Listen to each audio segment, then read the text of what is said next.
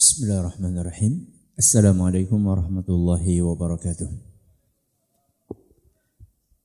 Alhamdulillahi wa kafa, wassalatu wassalamu ala rasulihil mustafa wa ala alihi wa sahbihi wa man iktafa, amma ba'd. Kita panjatkan puja dan syukur kehadirat Allah Tabaraka wa Ta'ala. Pada kesempatan sore yang berbahagia kali ini, kita kembali diberi kekuatan, kesehatan, hidayah serta taufik dari Allah Jalla wa Ala, sehingga kita bisa menghadiri pengajian rutin untuk membahas rukun iman di Masjid Agung Darussalam Purbalingga. Kita berharap semoga Allah Subhanahu wa Ta'ala berkenan untuk melimpahkan kepada kita semuanya ilmu yang bermanfaat, sehingga bisa kita amalkan sebagai bekal untuk menghadap kepada Allah Jalla wa'ala. Amin. Salawat dan salam semoga senantiasa tercurahkan kepada junjungan kita Nabi besar Muhammad sallallahu alaihi wasallam, kepada keluarganya, sahabatnya, dan umatnya yang setia mengikuti tuntunannya hingga akhir nanti.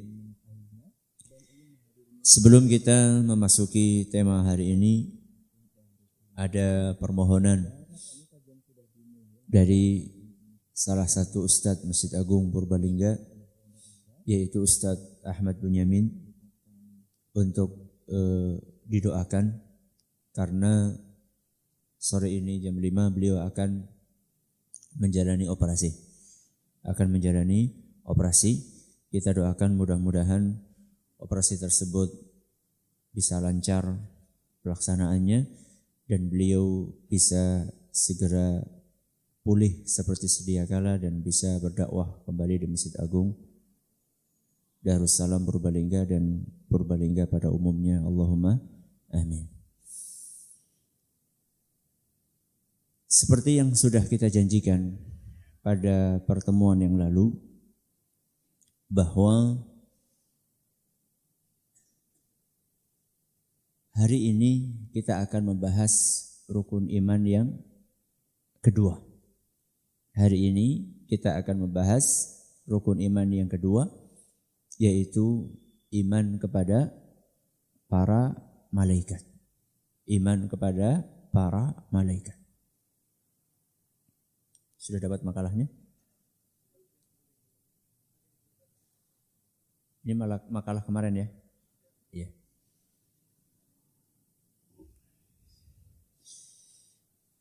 Pertama, kita perlu mengetahui bahwasannya iman kepada malaikat adalah merupakan salah satu pokok keimanan seorang muslim. Sehingga ketika kita katakan itu pokok, konsekuensinya keimanan seseorang tidak akan sah kalau dia tidak beriman dengan malaikat. Sebelum kita berpanjang lebar, tentu kita perlu mengetahui terlebih dahulu malaikat itu apa, atau definisi malaikat. Malaikat didefinisikan oleh para ulama adalah makhluk gaib. Makhluk apa? Gaib. Makhluk gaib mulia yang senantiasa patuh kepada Allah. Saya ulangi, malaikat adalah makhluk gaib mulia yang senantiasa patuh kepada Allah, yang diciptakan dari cahaya. Yang diciptakan dari cahaya.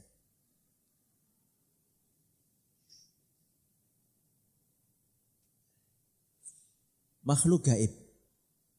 Apa maksudnya makhluk gaib? Yang tidak terlihat oleh mata. Tapi ada enggak? Ada. Hanya saja tidak terlihat oleh mata. Dan makhluk ini selalu patuh kepada Allah. Tidak pernah berbuat maksiat kepada Allah Subhanahu wa taala. Di dalam Al-Qur'an surat At-Tahrim ayat 6. Dalam Al-Qur'an surat At-Tahrim ayat 6 Allah Subhanahu wa taala berfirman, "La ya'sunallaha ma amarahum." Para malaikat itu tidak pernah berbuat maksiat terhadap apa yang diperintahkan Allah. Apapun yang diperintahkan oleh Allah mereka jalankan. Wa yaf'aluna ma yu'marun. Setiap yang diperintahkan oleh Allah selalu mereka tunaikan.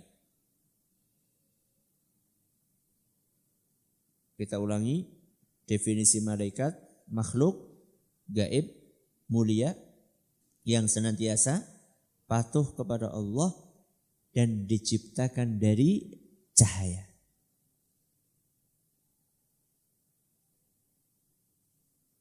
Ini salah satu yang membedakan antara malaikat dengan manusia. Antara malaikat dengan jin. Ya. Rasulullah sallallahu alaihi wasallam bersabda dalam hadis riwayat Muslim, "Khuliqatil malaikatu min nur." Malaikat itu diciptakan dari nur. Apa nur? Cahaya. Ini definisi malaikat. Pembahasan tentang iman kepada malaikat seperti kemarin akan kita bagi menjadi 3 tema. Yang pertama, makna iman kepada malaikat. Yang kedua, cakupan iman kepada malaikat. Yang ketiga, apa kemarin? Buah iman kepada malaikat. Yang pertama adalah maknanya. Apa makna iman kepada malaikat? Para ulama kita mengatakan bahwa iman kepada malaikat artinya adalah meyakini dengan pasti. Kalau kata-kata pasti berarti tidak ada keraguan. Meyakini dengan pasti keberadaan malaikat. Meyakini dengan pasti keberadaan malaikat. Dan bahwa mereka hamba Allah yang mulia. Dan bahwa mereka hamba Allah yang mulia.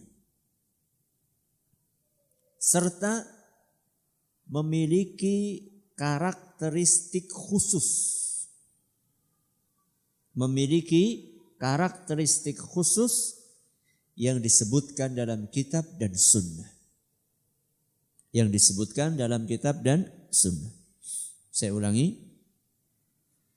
Iman kepada malaikat artinya adalah meyakini dengan pasti keberadaan para malaikat. Dan mereka, para malaikat adalah hamba Allah yang mulia. Serta memiliki karakteristik khusus yang disebutkan dalam kitab dan sunnah. Ini maknanya. Kita berpindah kepada tema yang kedua, yaitu cakupannya. Seorang dianggap beriman kepada malaikat seandainya dia memenuhi 3 cakupan yang akan kita sebutkan saat ini. Jadi cakupannya ada berapa? Ada 3. Yang pertama, meyakini keberadaan mereka. Atau dengan kata lain, meyakini bahwa malaikat itu ada. Ada dan nyata. Ada dan nyata. Nyata itu maksudnya bukan ilusi. Bukan ilusi. bukan khayalan atau sesuatu yang diangan-angan. Benar-benar ada. Karena ada sebagian orang berpemahaman bahwa malaikat itu adalah keinginan untuk melakukan kebaikan. Keinginan untuk melakukan kebaikan. Yang namanya keinginan ada wujudnya enggak? Enggak ada. Keinginan. Sesuatu yang ada di angan-angan tidak bisa kita lihat. Ini pemahaman yang keliru. Malaikat benar-benar ada. Dan inilah pemahamannya para rasul dan kaum mukminin. Sebagaimana yang ditegaskan oleh Allah dalam Al-Quran surat Al-Baqarah ayat 285. Dalam surat Al-Baqarah ayat 285 Allah Subhanahu wa taala berfirman, "Amanar rasulu bima unzila ilaihi min rabbih wal mu'minun." Rasul kita Nabi Muhammad SAW beriman dengan apa yang diturunkan oleh Allah di dalam Al-Quran. Begitu pula kaum mukminin. Kullun amana billahi wa malaikatihi wa kutubihi wa rusulih. Semuanya, yaitu Nabi Muhammad SAW dan kaum mukminin, mereka beriman terhadap Allah, malaikat, kitab-kitab dan rasul-rasul. Jadi Nabi kita Muhammad SAW dan kaum mukminin mereka percaya bahwa malaikat itu ada. Dan kita sebagai umat Islam harus mengikuti nabinya, percaya. Walaupun kita belum pernah melihat. Kenapa kita percaya walaupun kita belum pernah melihat? Karena Allah mengabarkan tentang adanya malaikat tersebut. Kemudian Nabi kita Muhammad SAW pernah melihat sendiri malaikat itu. Beliau pernah melihat malaikat dalam bentuk aslinya atau ketika malaikat berubah bentuk. Jadi malaikat itu punya kelebihan antara lain bisa berubah bentuk. Nabi kita SAW pernah melihat malaikat dalam bentuk aslinya yaitu malaikat Jibril. Sebagaimana diceritakan oleh Ibnu Mas'ud radhiyallahu anhu dalam hadis riwayat Muslim, anna Nabiya sallallahu alaihi wasallam ra'a Jibril lahu 600 janah. Nabi sallallahu alaihi wasallam pernah melihat malaikat Jibril dalam bentuk aslinya punya berapa sayap? 600 sayap. Dan jangan dibayangkan sayapnya itu kayak burung emprit, enggak. Kita dengarkan kalau tadi hadis riwayat Muslim, tambahan dalam riwayat Ahmad dan isnadnya dinyatakan sahih oleh Syekh Ahmad Syakir, ada tambahan kullu janahin minha qad saddal ufuq. Satu sayapnya telah memenuhi ufuk. Ufuk itu jarak timur sampai barat. Itu cuma satu sayapnya. Padahal ada berapa tadi? 600 sayap.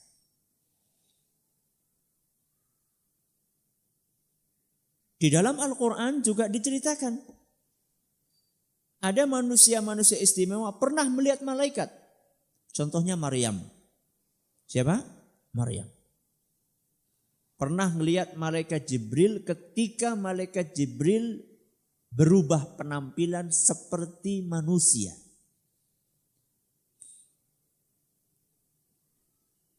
Kadang malaikat Jibril memperlihatkan dirinya dalam bentuk aslinya.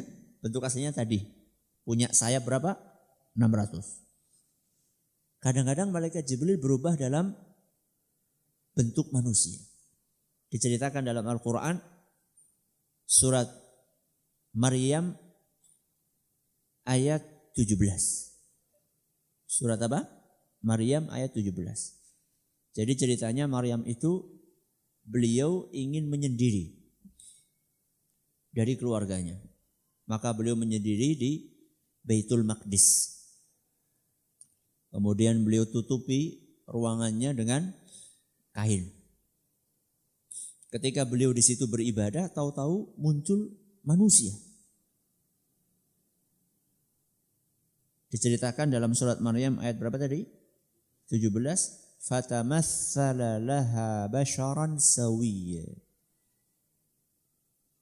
Malaikat Jibril muncul dalam bentuk manusia yang sempurna. Manusia sempurna berarti lengkap gitu ya. Lengkap, ada kepalanya, ada tangannya, ada kakinya, itu maksudnya sempurna. Maryam melihat. Dan saat itu Maryam belum tahu siapa ini. Maka Maryam pun berkata, Inni a'udzu birrahmani minka in kunta taqiyya. Na'udzubillah. Perkataannya siapa? Maryam. Aku mohon perlindungan kepada Allah darimu. Kalau engkau benar-benar orang yang bertakwa. Maryam ini kan wanita yang terhormat. Sedang berada di sebuah ruangan beribadah, kok tahu-tahu muncul orang laki-laki gitu. Maka Maryam pun segera mohon perlindungan kepada Allah. Lalu malaikat Jibril baru menyampaikan, Innama ana rasulu rabbiki li'ahaba laki ghulaman zakiyya.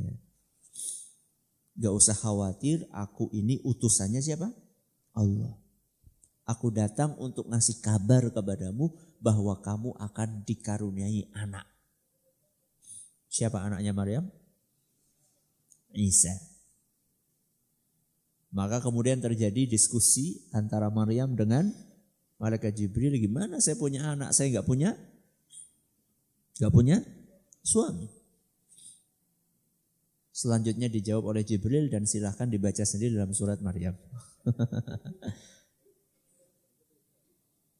Karena pembahasannya bukan itu. Pembahasannya adalah bagaimana malaikat Jibril terlihat oleh siapa? Maryam. Dalam bentuk manusia, berarti malaikat itu benar-benar ada.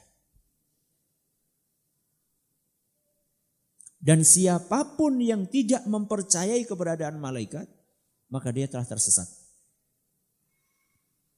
Tersesat jauh dari jalan yang lurus. Sebagaimana yang ditegaskan Allah dalam surat An-Nisa ayat 136.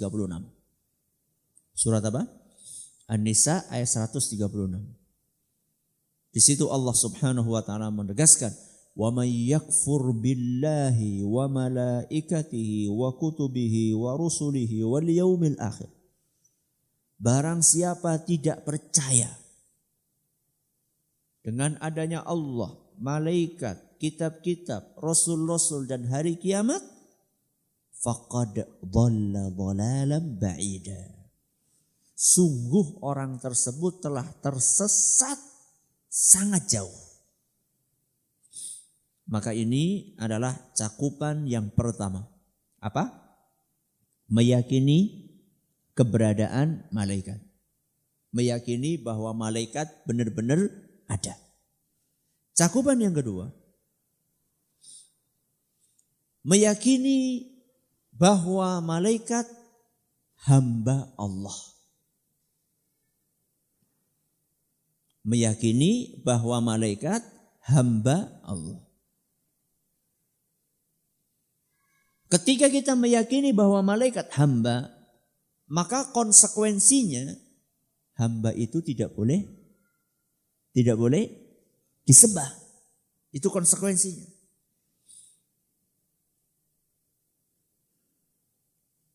Makanya orang-orang yang nyembah malaikat, dia terjerumus kepada perbuatan syirik. Sekalipun yang disembah adalah malaikat. Karena kemarin kita sudah pelajari di antara bentuk keimanan kita kepada Allah adalah iman dengan yang keempat. Apa? Uluhiyah. Masih ingat apa uluhiyah? Meyakini bahwa Allah satu-satunya yang berhak disembah. Siapapun selain Allah tidak boleh disembah. Sekalipun itu adalah malaikat. Makanya di dalam Al-Quran diceritakan bahwa kaum musyrikin mereka mengklaim bahwa Allah punya anak. Dan anaknya adalah malaikat. Dan malaikat adalah anak perempuannya Allah. Mereka sendiri malu kalau punya anak perempuan. Tapi begitu berbicara tentang malaikat, katanya malaikat anak perempuan. Nya Allah. Disebutkan oleh Allah dalam surat Al-Anbiya ayat 26. Dalam surat Al-Anbiya ayat 26 Allah Subhanahu wa taala menceritakan perkataannya kaum musyrikin tadi. Wa qalu ittakhadhar rahman walada. Mereka kaum musyrikin berkata bahwa Allah punya anak. Maksudnya siapa? Malaikat. Maka langsung dibantah oleh Allah Subhanahu, maha suci Allah. Bal ibadum mukramun. Para malaikat adalah hamba-hamba yang dimuliakan. Sekali lagi, konsekuensi kita meyakini bahwa malaikat hamba berarti tidak boleh disembah. Yang ketiga, di antara cakupan keimanan kepada malaikat adalah mempercayai karakteristik mereka yang disebutkan dalam Al-Quran dan Sunnah. Apa yang ketiga? Mempercayai karakteristik mereka yang disebutkan dalam Al-Quran dan Sunnah. Perlu difahami bahwasannya malaikat salah satu makhluk yang sering sekali disebutkan di mana? Di Al-Quran dan Sunnah.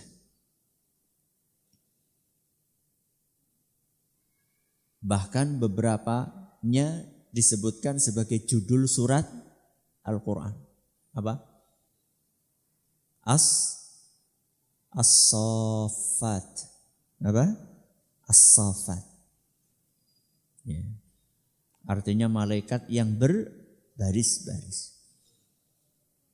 Nah, ketika Allah dan Rasulnya SAW menyebutkan malaikat dalam Al-Quran dan hadis,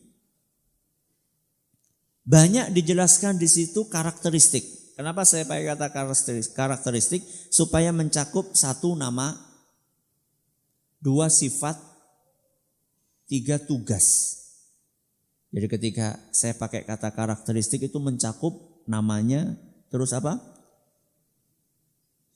Sifatnya dan tugasnya.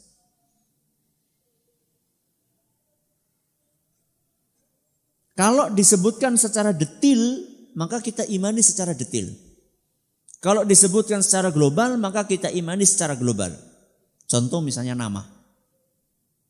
Ada malaikat-malaikat yang namanya disebutkan detil. Contohnya siapa? Jibril, terus Mikail, terus Israfil, terus Mungkar Nakir, Malakul Maut. Ya. Dan ada beberapa nama-nama malaikat yang lain. Malik, penjaga neraka. Kalau sudah disebutkan detil seperti itu, maka kita beriman. Ada malaikat namanya Jibril. Dan ada malaikat-malaikat yang namanya tidak disebutkan secara detil. Contoh misalnya, dalam sebuah hadis yang diriwayatkan oleh Muslim, Nabi SAW cerita, Yu'ta bi jahannama yawma idzin laha sab'una alfa zimamin. Pada hari kiamat nanti neraka akan didatangkan dengan diikat 70.000 tali. Neraka digeret, diikat dengan berapa tali? 70.000 tali. Siapa yang geret? Malaikat. ma'a kulli zimamin sab'una alfa malakin yajurrunaha. Setiap satu tali, ada berapa tadi? 70.000. Setiap satu tali digeret oleh 70.000 malaikat.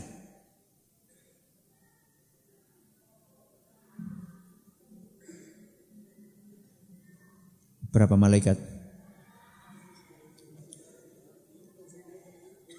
70.000 kali 70.000. 4,9 M malaikat. Namanya siapa? Gak ada. Gak usah ngarang. Oh, malaikat nomor 1 ini sampai malaikat nomor 4M900. Gak ada. Maka kita yakini ada malaikat-malaikat yang hari kiamat dapat tugas untuk menarik neraka. Jumlahnya 4.900.000.000. Ini nama-nama. Kemudian berikutnya tugas. Ya. Malaikat diciptakan oleh Allah punya tugas. Dan tugasnya macam-macam. Ada yang bertugas di alam semesta. Ada yang bertugas dengan tugas yang bersinggungan langsung dengan manusia. Contoh malaikat yang tugasnya di alam semesta. Ada malaikat pembawa arsy. Tugasnya mengusung arsy. Ada malaikat yang tugasnya menjaga surga. Ada malaikat yang tugasnya menjaga neraka. Ada malaikat yang tugasnya mengatur hujan. Dan lain-lain. Dan ada malaikat yang tugasnya bersinggungan langsung dengan Bani Adam manusia. Contoh. Ada malaikat yang ditugasi untuk menulis amalan manusia. Kemanapun kita berada dan dimanapun kita berada selalu bersama dengan kita. Dimanapun, mau di kamar mandi, mau di kamar sendirian, mau di padang pasir, mau di langit. Pokoknya terus malaikat ini selalu bersama dengan manusia. Ada juga malaikat yang tugasnya nulis. Tadi sudah kita sebutkan. Ada juga malaikat yang tugasnya menjaga. Nanti kita akan sebutkan insyaallah dalilnya. Selalu menjaga manusia, seandainya belum saatnya mati, kecelakaan, maka dia akan dijaga oleh malaikat tersebut supaya tidak mati. Sekalipun terjadi bencana bumi hebat. Ada malaikat yang tugasnya nyabut nyawa. Siapa namanya tadi? Malakul Maut. Dan ada yang tugasnya nanti di kuburan. Menanyai orang-orang yang ada dalam kuburan. Yaitu Mungkar dan Nakir. Dan masih ada tugas-tugas yang lainnya. Nama, tugas, terus apa lagi? Sifat. Berbicara tentang sifat malaikat, ada sifat fisik, ada sifat akhlak. Ya. Sifat fisiknya malaikat, contohnya malaikat dikasih Allah apa? Sayap. Dan perlu diketahui bahwasanya sayapnya malaikat itu tidak sama jumlahnya. Dalam surat Fatir ayat pertama, surat Fatir ayat pertama, Allah Subhanahu wa taala berfirman, "Ja'ilil malaikah rusulan uli ajnihatim masna wa thulatha wa ruba'. Allah Subhanahu wa taala menjadikan malaikat sebagai utusannya. Dan malaikat itu punya sayap, ada yang sayapnya 2, ada yang sayapnya 3, ada yang sayapnya 4. Yazidu fil khalqi ma yasha. Dan ada yang ditambahi jumlah sayapnya oleh Allah, terserah. Contohnya tadi, malaikat siapa? Jibril. Ini sifat malaikat fisiknya. Termasuk sifat fisiknya malaikat tidak makan, tidak minum. Makanya ketika bertamu kepada salah seorang nabi disuguhi, ternyata makanannya enggak disentuh sama sekali. Ternyata itu adalah malaikat. Dan malaikat tidak nikah dan tidak punya anak. Tidak nikah dan tidak punya anak. Itu sifat fisik. Kalau sifat akhlak, mereka akhlaknya mulia, baik.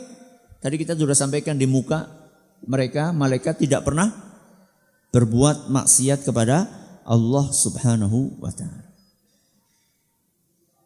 Itu contoh karakteristik malaikat yang disebutkan dalam kitab dan sunnah. Dan kita harus hati-hati ketika berbicara tentang malaikat. Kenapa? Karena malaikat makhluk apa tadi? Gaib.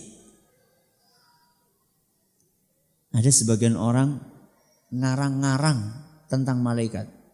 Contoh misalnya, malaikat itu bisa jadi khodam. Apa khodam? Khodam apa? Pembantu.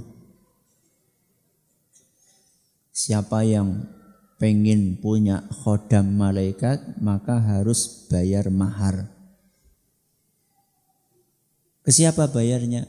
Ke supplier malaikat. Sopo suppliernya? Dukun. Ini pembodohan. Ini pembodohan.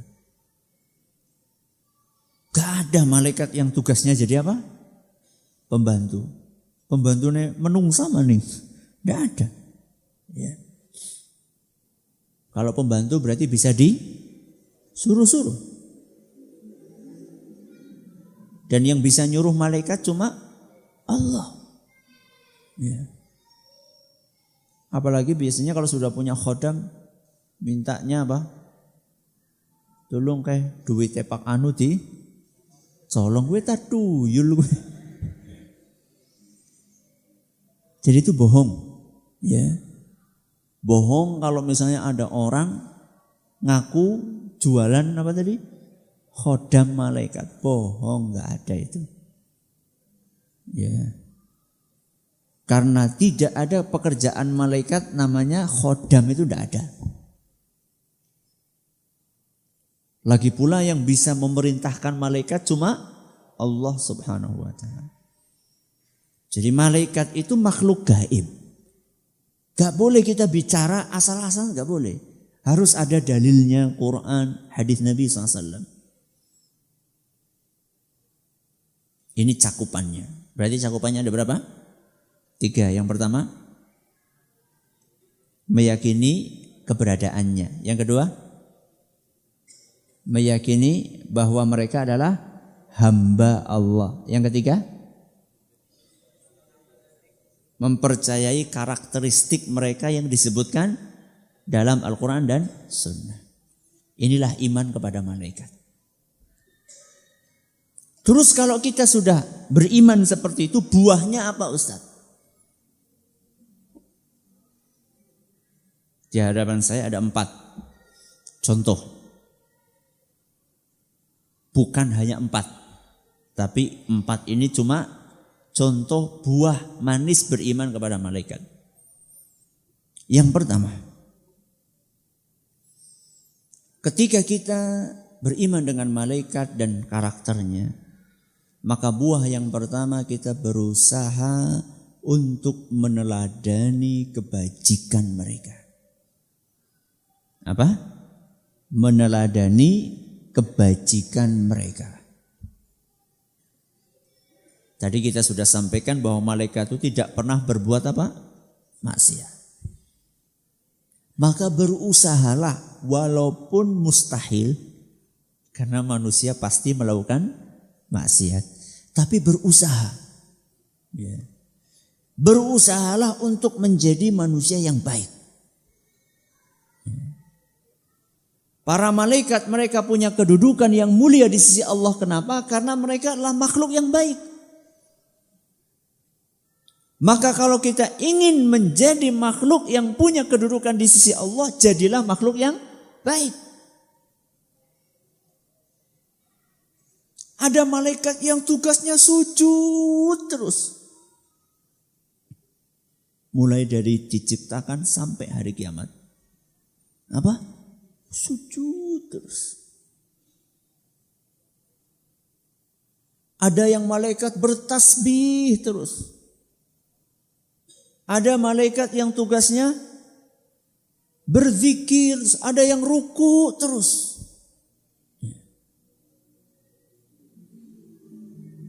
Dan ada yang tugasnya peniup trompet. Bro, jenengan paling enak yang mana? Hah? Peniup trompet. Kenapa? Cuma sekali ya tugasnya, setelah itu selesai.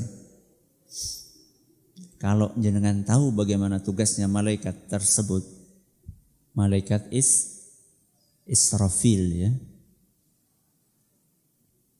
maka kita akan mengetahui betapa beratnya tugas malaikat Israfil ini.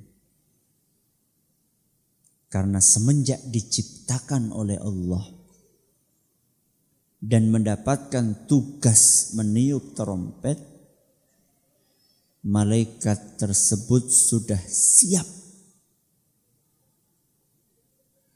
meletakkan trompet itu di depan mulutnya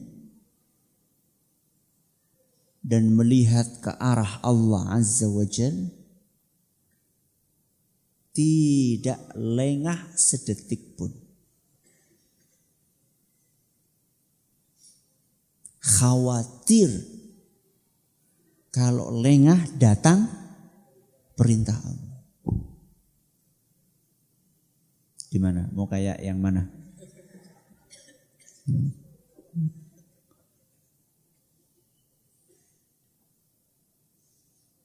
Ini adalah buah yang pertama. Buah yang kedua,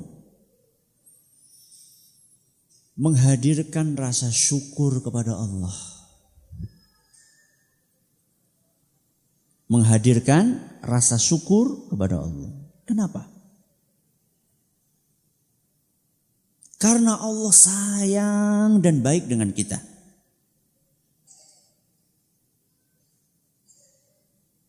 Urusan-urusan kita di dunia ini banyak dibantu oleh malaikat. Mulai dari urusan yang sifatnya ukhrawi, Allah menurunkan wahyu melalui malaikat siapa? Malaikat Jibril. Ya. Untuk kehidupan hati kita. Untuk kehidupan fisik kita, Allah menugaskan malaikat Mikail yang tugasnya membagi rizki dan hujan. Untuk kehidupan keseharian kita, Allah menugaskan para malaikat-malaikat yang setiap hari menjaga keselamatan kita.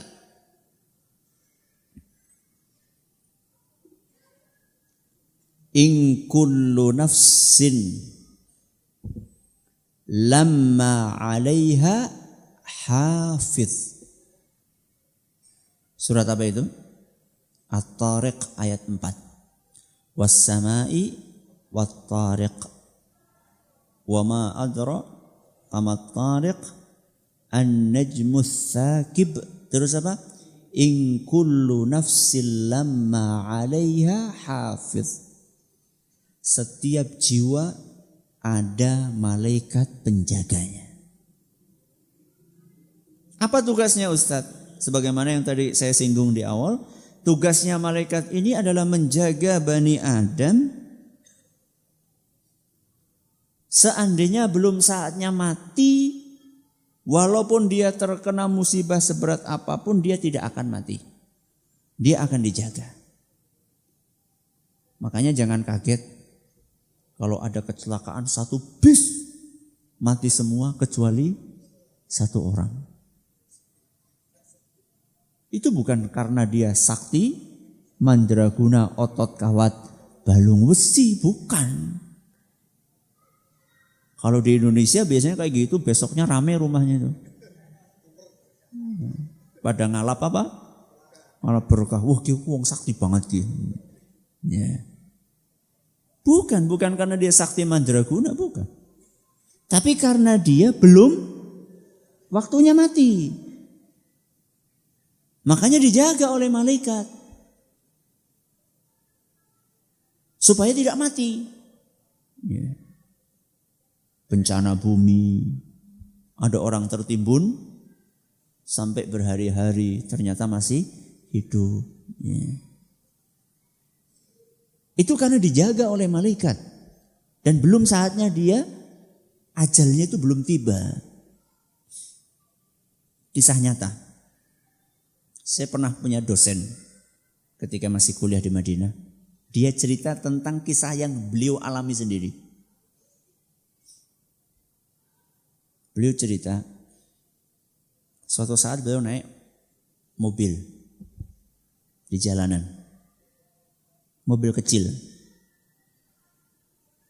Kalau nggak salah Camry atau apalah, kecil, mobil kecil.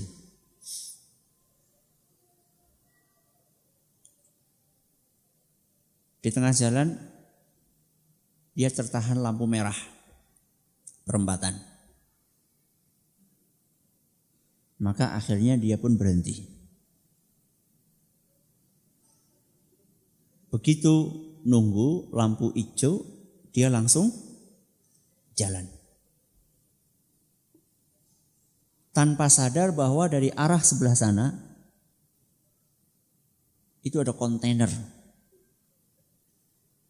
truk gede.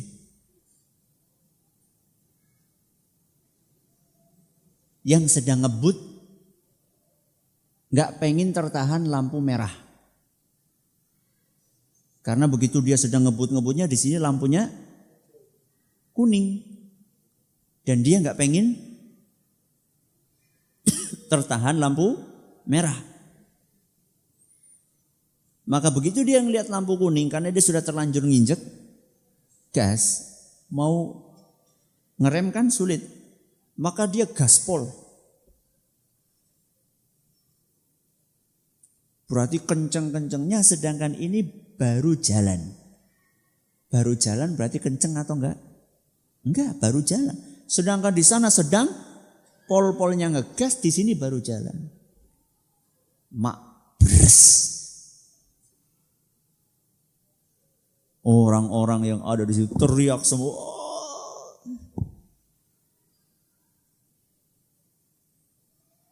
Ringsek-sek mobilnya. Orang sudah inna lillahi wa inna ilaihi raji'un. Apa yang terjadi jamaah?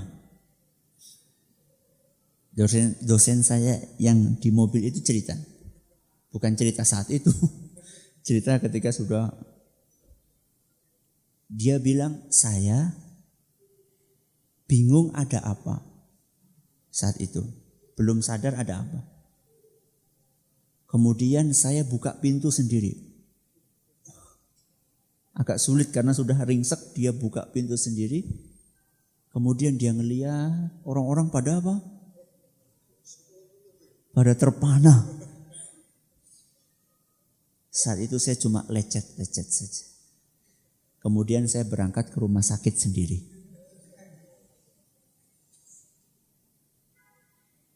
Jenengan nggak perlu tahu namanya siapa.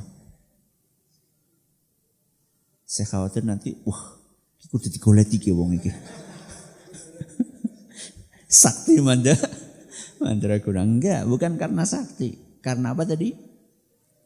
Dijaga. Ya. Jadi buah yang kedua kita menghadirkan rasa syukur.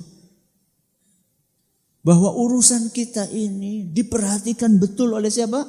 Allah. Sampai-sampai makhluk sekali berseistimewa malaikat itu ditugaskan untuk jaga kita. Subhanallah. Maka ini meningkatkan rasa syukur kita kepada Allah. Berapa ini? 2. Buah yang ketiga. Berhati-hati dalam bersikap. Apa? Berhati-hati dalam bersikap. Kenapa? Karena kita selalu didampingi oleh malaikat pencatat. Sehingga kita berada di tempat serahasia apapun.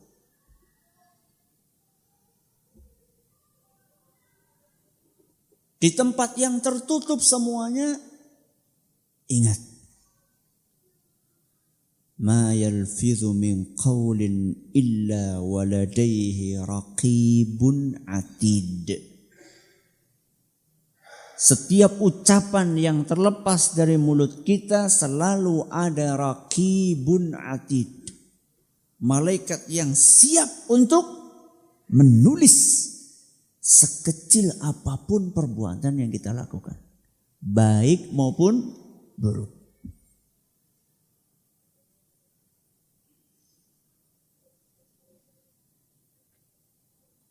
Dan catatan itu nanti akan disetorkan kepada Allah dan dilaporkan kepadanya dan akan dibeber oleh Allah di hari kiamat nanti. Yauma tublas sarair. Pada hari itu rahasia akan dibuka. Yauma tublas sarair.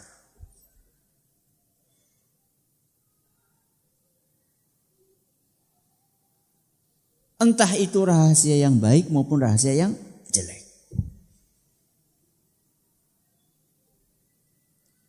Maka buah yang ketiga adalah berhati-hati dalam bersikap.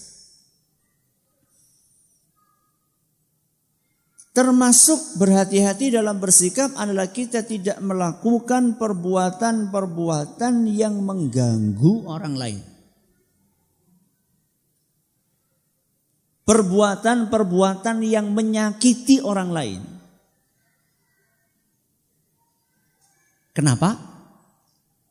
Karena malaikat akan terganggu dengan perbuatan tersebut.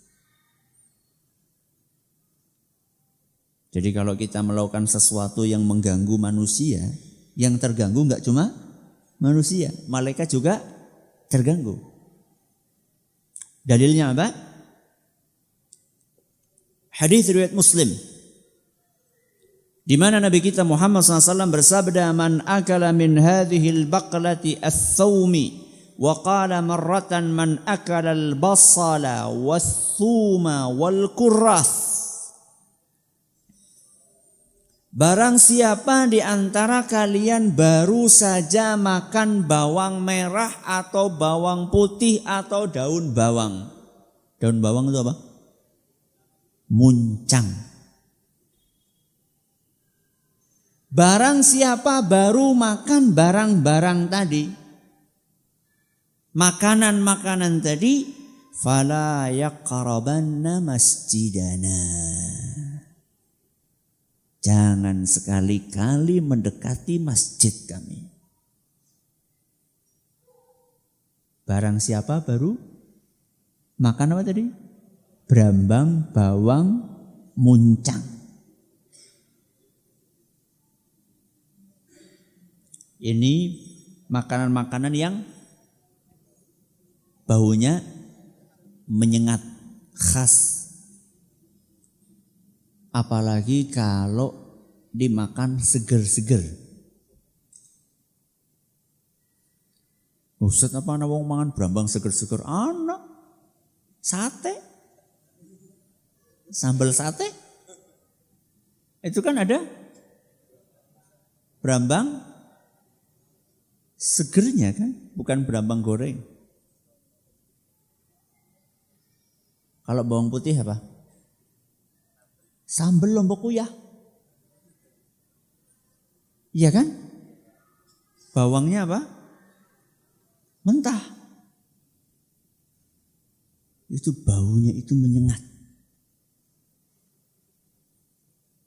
Berarti jengkol enggak apa-apa Ustaz?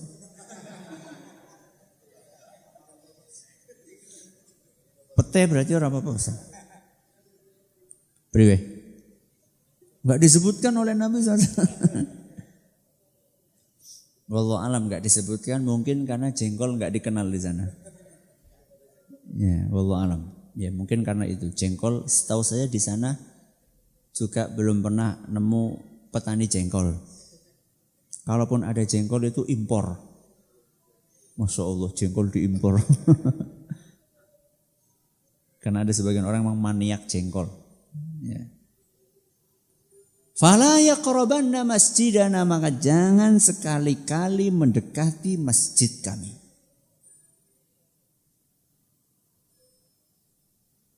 Alasannya apa? Ini yang perlu kita garis bawahi. Fa innal malaikata tata'adza mimma yata'adza minhu banu Adam. Karena malaikat itu terganggu dengan sesuatu yang mengganggu manusia. Apapun yang mengganggu manusia bakalan mengganggu siapa? Malaikat.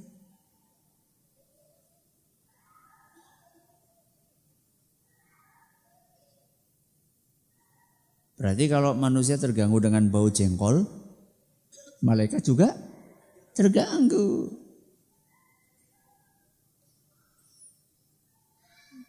Bau rokok ganggu enggak? Ganggu enggak? Ganggu. Aja bahan-bahan ganggu malaikat gue. Bener ini. Ya. Jadi jangan dianggap apalah. Paling sing terganggu tanggane. Paling yang terganggu orang enggak kenal, malaikat. Ya. Berarti beriman kepada malaikat ada hubungannya dengan masalah rokok. Ya. Ini bukan pemaksaan hubungan, tidak. Ya. Karena Nabi mengatakan malaikat SAW mengatakan bahwa malaikat itu akan terganggu dengan sesuatu yang mengganggu manusia. Apapun yang mengganggu manusia berarti mengganggu malaikat. Nah sekarang manusia terganggu dengan bau rokok. Apalagi maaf, sampai di masjid itu kita kadang-kadang bau rokok itu Masya Allah. Ya. Apalagi orang-orang yang maaf, merokoknya itu sudah puluhan tahun. Maaf ya, mulutnya itu, kalau boleh saya katakan maaf ya, karena saya merasakan sendiri pernah ketemu sama orang yang seperti itu. Itu bau mulutnya itu kayak bau lebih parah dari asbak. Maaf ya, maaf. Ini nyata, real. Kayak bau maaf, air seni, bau pesing. Baunya itu bau pesing mulutnya. Karena kerak, apanya? Kerak nikotin dan macam-macam itu sudah puluhan tahun mampir di mulutnya. Saya situ sholat di sampingnya. Cuma sholat di sampingnya itu sudah senut-senut.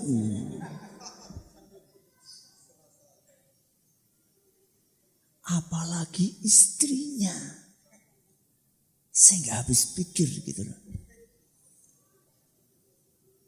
Istrinya yang setiap hari bertemu, bertatap muka, ngobrol, bahkan maaf ya, ciuman. Kuwi njen bojone karo tahan nafas itu kayaknya. Ya Allah, kok ya tega-teganya. Bu, seneng gak Bu kalau istrinya ngerokok, Bu? Pasti gak seneng, pasti. Gak ada istri yang seneng apa? Suaminya ngerokok.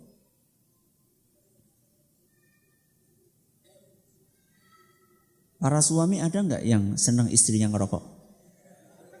Gak ada.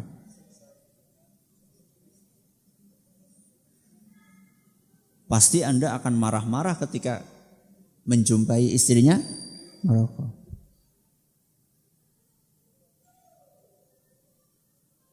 Tapi terus kenapa Anda merokok? Kenapa Anda bedakan antara Anda dengan istri Anda? Ya. Ini yang keberapa? Yang ketiga. Berhati-hati dalam bersikap. Yang keempat,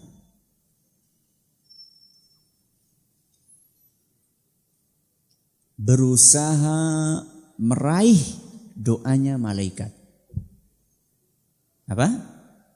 Berusaha meraih doanya malaikat.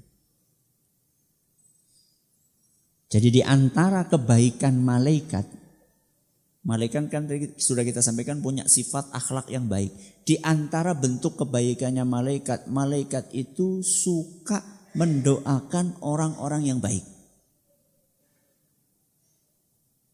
Bagaimana usaha supaya kita bisa kebagian doanya? Lakukan amalan-amalan yang direkomendasikan oleh Nabi SAW menghasilkan doanya malaikat. Contoh, saya pernah ngasih pengajian judulnya agar didoakan malaikat. Agar didoakan malaikat. Kayaknya ada rekamannya. Saya sebutkan sampelnya saja amalan. Contoh ya, rajin menuntut ilmu agama alias rajin ngaji. Rajin ngaji itu akan mengundang doanya malaikat.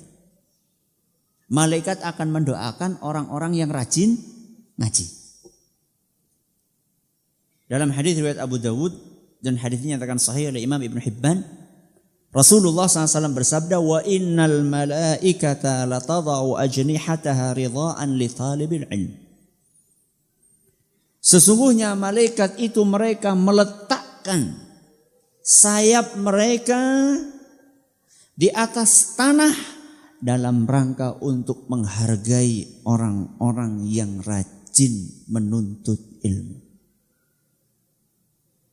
Respek malaikat. Bahkan sebagian ulama mengatakan bahwa malaikat itu meletakkan sayapnya di jalan yang kita lewati. Aja gemen-gemen gue. Jadi lewat di atas apa? Sayapnya para malaikat.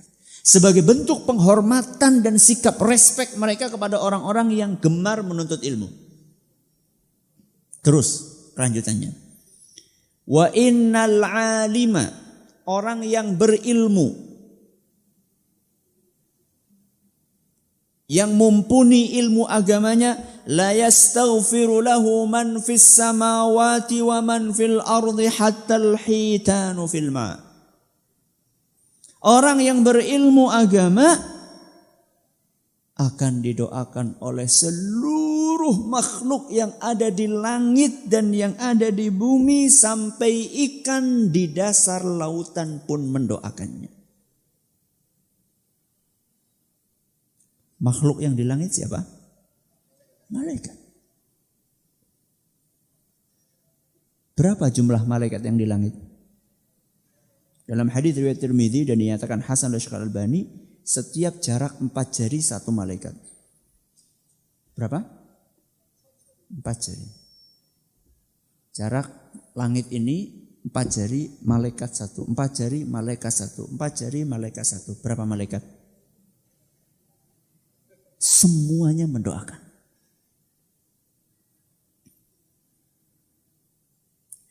Esih bebek ngaji. Itu baru yang di bumi semuanya. Sampai ikan. Ikan itu cuma sampel. Berarti termasuk seluruh binatang-binatang. Yuyu. Ya. Semuanya, semut, semuanya mendoakan.